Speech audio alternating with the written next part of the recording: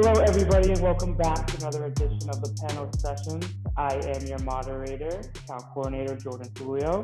Today, I am joined by fellow account executive Ryan Weber at Panos and Lauren Constantine, director of marketing at StonehamBank. Today, we're going to be talking about redefining community and everything that goes into that. But without further ado, I'll let Lauren introduce herself first.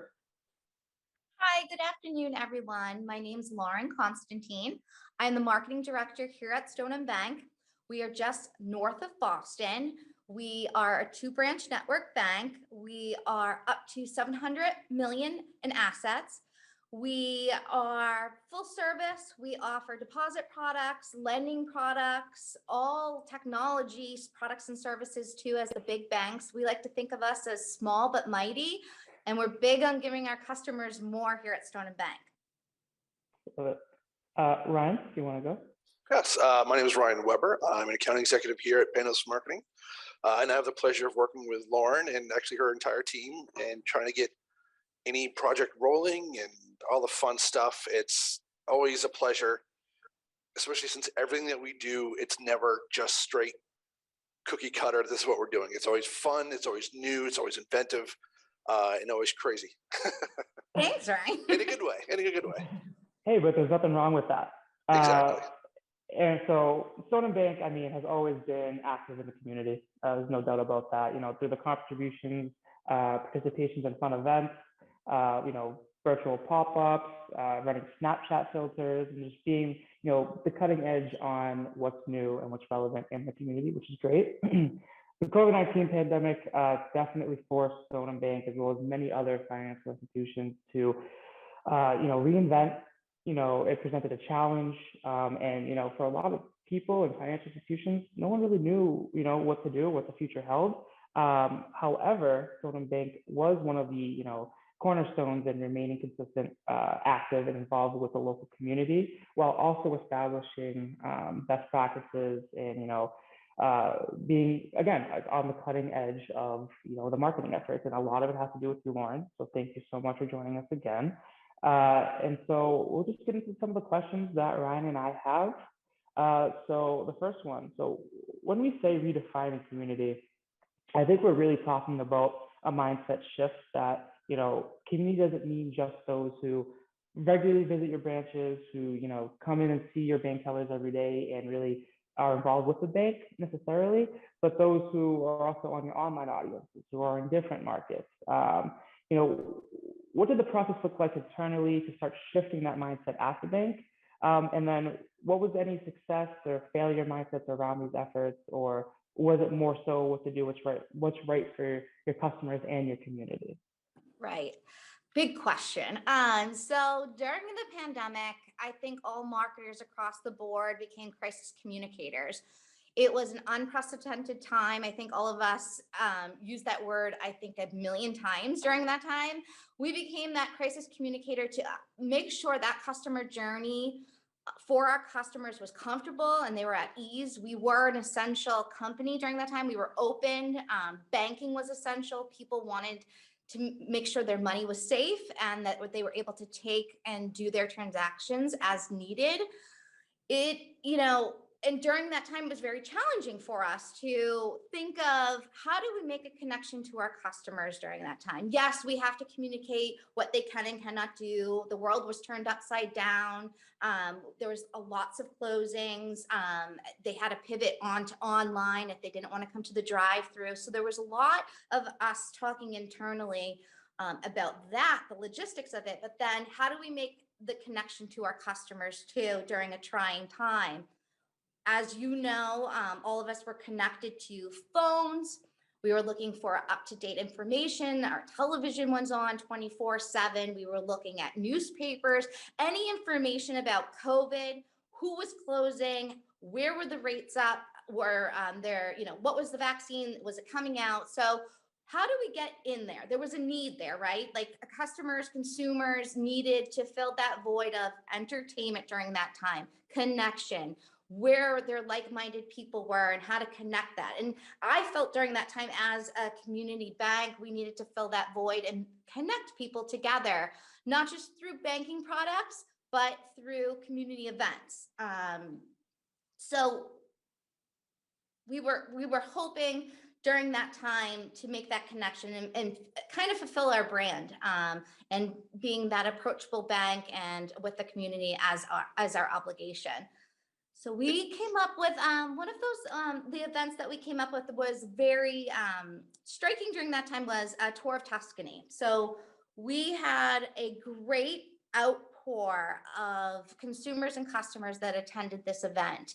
We were able to connect like-minded people in our community and have an escape during that time. Their travel was not available.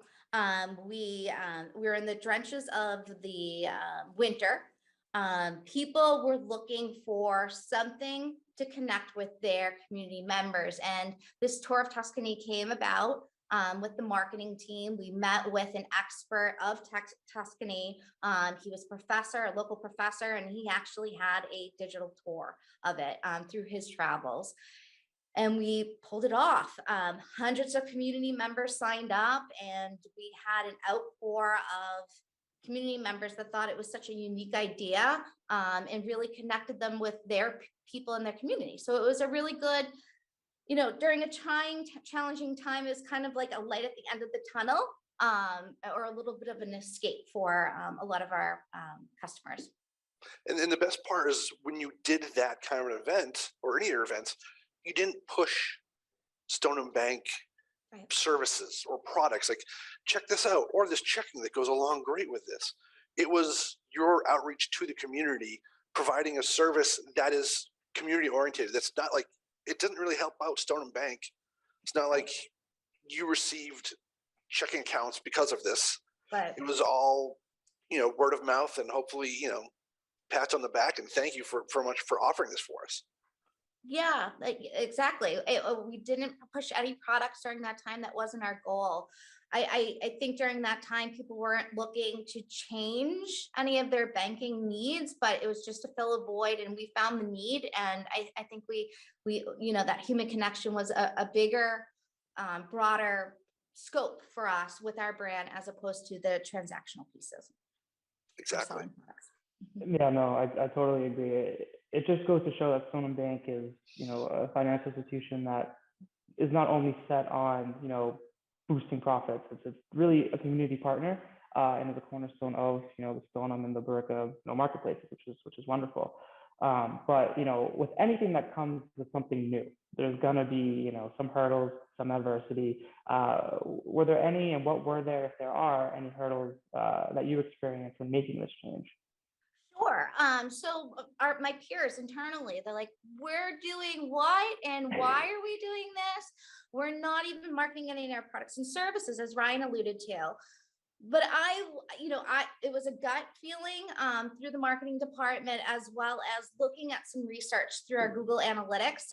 Ryan had helped me and the Panos team pull some data to understand who was coming, who was our digital customer, who was checking out the website, who was online banking, and we were able to collect a lot of the affinities through Google Analytics on what those customers' interests were. And a lot of them checked the box when we were thinking of this idea. They were foodies. They were into 30-minute chef recipes. They were checking out travel. They were checking out the cooking channels. So we were able to collect that data and compile it and understand who that audience was. And I think that was the nail, hitting the head with it. And bringing those people together. And I think that's why we got such a good return out of the event of attendance and awareness. And some of the other ones that we ran into was, prior to this, you did a lot of in-person events, and obviously we couldn't do that forward. So then when we switched to like your virtual pop-ups, it was great because we were still able to promote a local business that needed help because no one's going anywhere. And you were still able to offer a really great service for the community that you didn't have to be a StonehamBank customer to get the percentage off if you ordered a meal through X. You offered that to everybody. You offered to the entire community, and a lot of people took you up on that. And that was great. And I know a lot of those small businesses really were thankful for what you did to help them that way, because everyone saw a dramatic drop in their customers and what they're seeing, and you guys stepped up for, again, didn't help you guys at all. It's not like StonehamBank got bigger because of it. Right. It was just to develop a relationship. It's, you know, it's more than a transaction for us here at StonehamBank. That was, you know, a great pivot for us. As Ryan had said, we had these pop-up events that were external, and we would drive around the communities and talk to community members. And clearly during COVID, that, you know, that had to stop, and we pivoted online. And, you know, these little surprise and delight campaigns that we did throughout that year and this year to give a little perk with banking with us, and, you know, and to increase traffic and awareness for other brands in our community is just our obligation as a community bank and who we are at StonehamBank. Yeah, being that, again, cornerstone for uncertainty with the, you know, the whole marketplace and providing value and support to the consumers is wonderful. But with that, how do you feel that the local community responded to this change and these new events, you know, throughout COVID?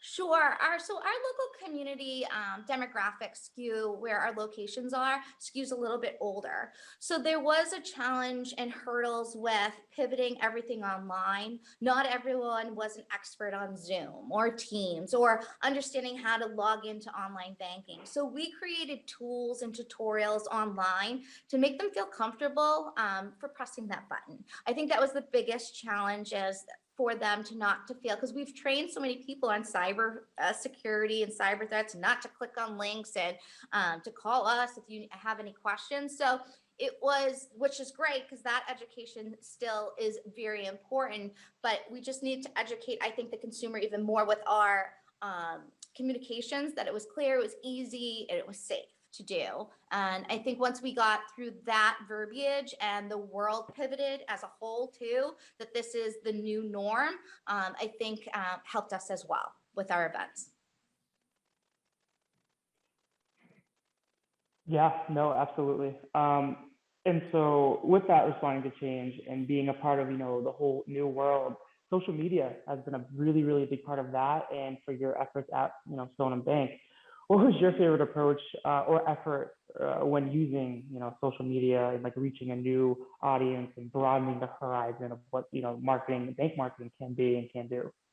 Yeah, so my favorite part during the pandemic was utilizing social media.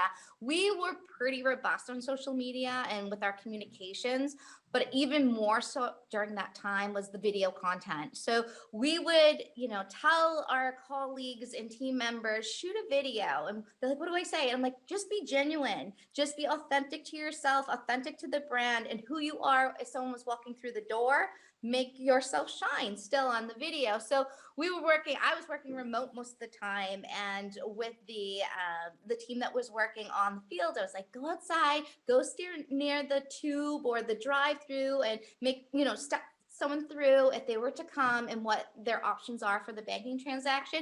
It is just one of the most memorable experience talking to one of our team members through it. And she's like, I don't know, what do I say? I'm like, it's what you do every day behind a window, just do it in front of the camera, in front of your phone. So I had two colleagues, because I didn't have a videographer at that time. So a lot of the videos were done by team members or me coming in for 5 minutes and trying to shoot it. But it was the best way to communicate with the customers. It was seeing those smiling faces of our team members to the community members. That's why they bank with us. That's why they come to a community bank. It was genuine and authentic. And I think that got the most views and most interaction during that time, were the video content. No one wanted to read more press releases. No one wanted to read more emails. And I think when we used video, it came across a little bit more personal. And people tend to stop and interact with it and say like, hey, I missed that face. Yeah. And then another one of like the great things that worked well with that was that by doing it yourself and using your phones, you didn't have a high glossed, high finished produced feel, which gave it that even more authentic look and feel of what everyone wanted. Like, you know, it wasn't a polished commercial. It was, you know, the person who you see every day, but now she's standing outside talking about how to do something. It was, yeah. I thought they were great. I always got a good laugh. Yes. Yeah, the familiarity with video and being just transparent is what, you know, consumers are looking for, especially in something like my demographic, the Gen Z environment. Video, being on YouTube, TikTok, and just being, you know, making things real, comfortable, and familiar are definitely ways to, reach those new audiences and, gain, whether that's, trust of the current consumer base, or, bring in new consumers who are new to the market, and would like to bank with Stoneham. All in all, Lauren, do you have any tips for any other financial institutions that are just, trying to engage more with the digital marketplace and community and trying to just grow their brand online? Yeah, so with social media, we take the approach of let's not just talk about banking, right? We all know that we're a bank. We all know kind of what we're offering. It's pretty much same across the boards. Talk about anything besides the bank, about the banking products and services, like especially on social media. People love seeing pictures, the dog and pony show, the baby, the animals. I get the most interaction on that when it's showing the true colors of our people, and what they do is more impactful than saying we have a checking account. And educating them through our people is a better return than any type of stock photo that I can put out there, or stock video that I can put out there. I think it becomes more authentic in who we are, and gets our brand out there way better than anything else stock that could do. Yeah, no, absolutely. People don't come in and visit, the Instagram, the Facebook page looking to convert on a checking account. They're just naturally not doing that. They want to see what's going on internally at their branches, who got a promotion, any spotlights, any, closings, any new holiday hours, and just trying to get that community feel. Like, not many people are going to go hunt for a mortgage on your Instagram page. Just Right. not what it's used for. Right. Yeah. Right. But they want to see like who you're supporting in the community, who you're giving back to. And we give back. It's the heart of what we do. We don't just say, we talk it. We give back up to 10% of our profits back to the community. It's the heart of all of our employees here. We all feel very strong with our efforts, volunteer efforts, and who we give back to. So a lot you will see on our channels is a lot of conversation about that. And everyone loves seeing, you out and about and where you're about, like you had just said. Yeah. So that's really all I have for you today, Lauren. Thank you so much for taking the time out and chatting with Ryan and I on, redefining community through COVID-19.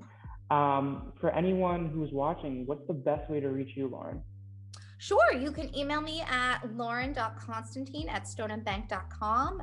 I'm available by email any day, 24/7. I'm always on. I can attest to that. I'll get emails from 10 o'clock, 11 o'clock at night. Wonderful. Ryan, how about you if anyone wants to reach you? Sure. You can reach me through my email address, rwebber@panosmarketing.com. Or I'm sure if you go to the Panos Marketing website, you can find me on there, or call the office.